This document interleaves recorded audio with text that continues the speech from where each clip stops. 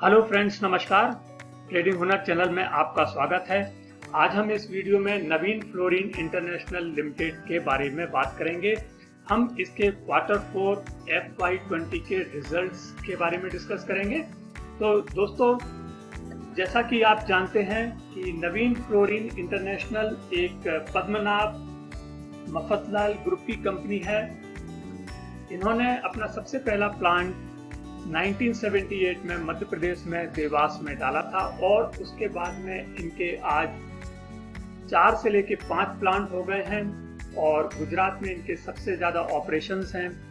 इन्होंने जो एक्सपर्टीज़ की है वो फ्लोरीन और अदर केमिकल्स में इनकी एक्सपर्टीज़ है और साथ ही अब ये एक नए बिजनेस में भी उतरे हैं जो कि क्रैप कहलाता है, तो उस बिजनेस में भी ये आ गए हैं। दोस्तों, जो अभी आप फिल्म देख रहे हैं इनकी और साथ में आप दूसरी फिल्म भी देख रहे हैं, वो आप देख रहे हैं इसकी प्राइस की फिल्म। तो यहाँ पर आप देख रहे हैं कि कंपनी के जो शेयर्स हैं, कल शाम को इन्होंने अपने रिजल्ट डिक्लेयर किए थे और आज कंपनी लगभग 4% ऊपर पर ट्रेड करती हुई नजर आ रही है। दोस्तों, किसी भी कंपनी के अर्निंग परफॉर्मेंस को या उसके क्वार्टरली रिजल्ट को जज करने के पहले हमें उसके शेयर प्राइस का एक बार एनालिसिस करना चाहिए। हमें ये देखना चाहिए कि over a period of time उसके प्राइस में क्या फ्लक्चुएशन आया है।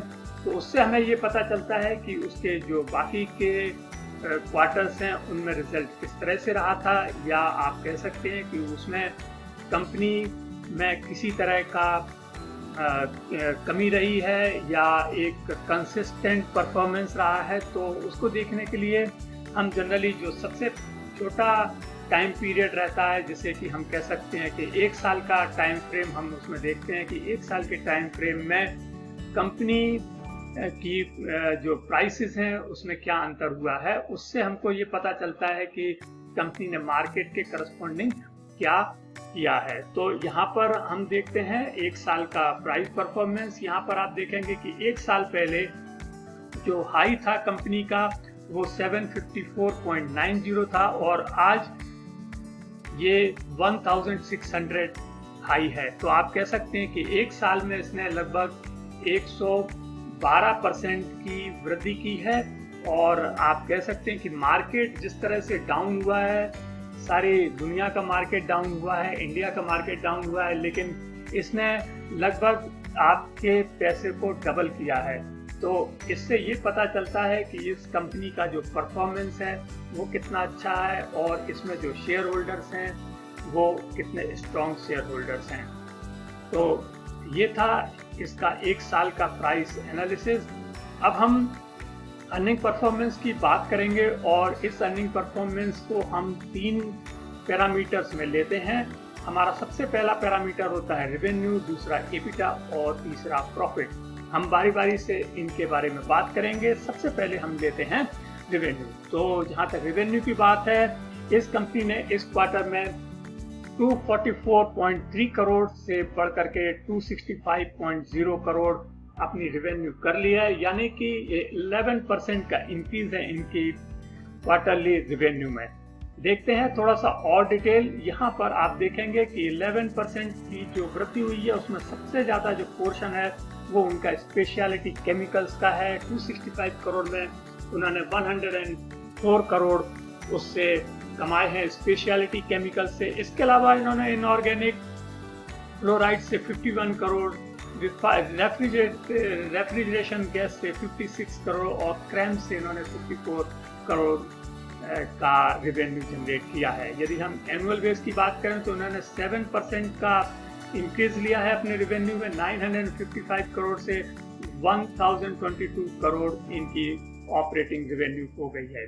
अब हम बात करते हैं इसके एबिटा की। तो एबिटा हम देखते हैं एबिटा इनका कैसा रहा है। 52.2 करोड़ से बढ़कर के 67.2 करोड़ हो गया है, यानी इसमें उछाल आया है 29% का। और डिटेल यदि हम देखते हैं तो ये रहा इसका डिटेल। क्वार्टरली 29% का इंक्रीज है और इनका जो ऑपरेटिंग एबिटा मार्जिन है वो 21.4% से 25.4% हो गया है, यानी इन्होंने अपने एबिटा मार्जिन को इंक्रीज किया है।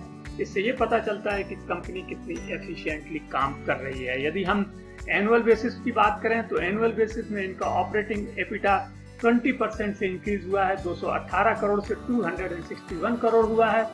और वहीं ऑपरेटिंग एबिटा मार्जिन भी 22.8% से 25.5% हो गया है, यानी कि एनुअल बेसिस पर भी इन्होंने अपने एबिटा मार्जिन को इंक्रीज किया है। तो ये थे दो पैरामीटर्स। अब हम तीसरा पैरामीटर लेते हैं क्वार्टरली अर्निंग का, जो कि है प्रॉफिट। तो प्रॉफिट इन्होंने 46 करोड़ से बढ़ा करके 56 करोड़ कर लिया है, यानी लगभग 24% का शानदार इजाफा इस कंपनी के प्रॉफिट में हुआ है। और जो क्वार्टरली की यदि हम बात करें तो इन्होंने अपना प्रॉफिट आफ्टर टैक्स का जो मार्जिन है वो 18.7% से बढ़ाकर 21.3% किया है, जो बहुत ही शानदार आप कह सकते हैं ये मार्जिन है, ऑपरेटिंग प्रॉफिट का मार्जिन। और यदि इसकी हम बात करते हैं 18% इन्होंने एनुअल बेसिस पर लिया है और 20.1% से बढ़ाकर 20.0% इन्होंने मार्जिन अपना प्रॉफिट मार्जिन किया है।